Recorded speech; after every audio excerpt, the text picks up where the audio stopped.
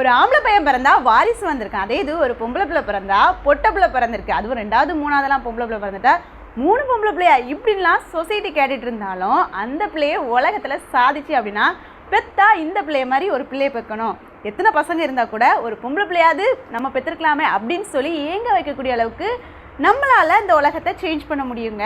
அதாவது யார் என்ன பேசினாலும் பேசுகிற வாயை நம்ம வந்து ஸ்டாப் பண்ண முடியாது, அதை கேட்டுட்டு நம்ம அதை ஹர்ட் ஆகிட்டு அதையே வச்சு நம்ம வந்து வாழ்ந்துட்டே இருக்க முடியாது. ஸோ நம்ம இன்றைக்கி உமனை பிறந்ததுனால நம்மளை பார்க்குறவங்க இவங்க வீட்டில் பொம்பளை பிள்ளை அப்படின்னு சொல்லி சொன்னால் கூட அதை நம்ம அக்செப்ட் பண்ணிக்காமல் பொம்பளை பிள்ளையாக பிறந்தாலும் பையனை போலவே நான் இந்த உலகத்தில் ஒரு வாரிசாக என் அப்பா அம்மாவுக்கு பெருமை சேர்ப்பேன் அப்படின்னு சொல்லி நினச்சி சாதிக்கணும்னு நினைக்கிற ஒவ்வொரு பெண்களும் இன்றைக்கு வரைக்கும் சாதிச்சுட்டு தான் இருக்காங்க.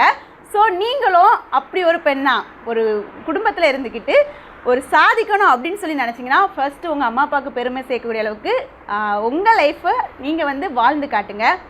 லைஃப் ஜஸ்ட் வந்து நமக்கு ஒரு சேலஞ்ச் தான், அந்த சேலஞ்சை நம்ம எடுத்துக்கிட்டு லைஃப்பில் வாழ்ந்து காட்டுறதோ அல்லது அதில் தோற்கிறதோ நம்ம கையில் தான் இருக்குது. தோல்வியோ வெற்றியோ நம்மளால் முடிஞ்ச அளவுக்கு சாதிக்கணும் அப்படிங்கிற வெறியோடு வாழ்வோம். அனைவருக்கும் இனிய மகளிர் தின நல்வாழ்த்துக்கள்.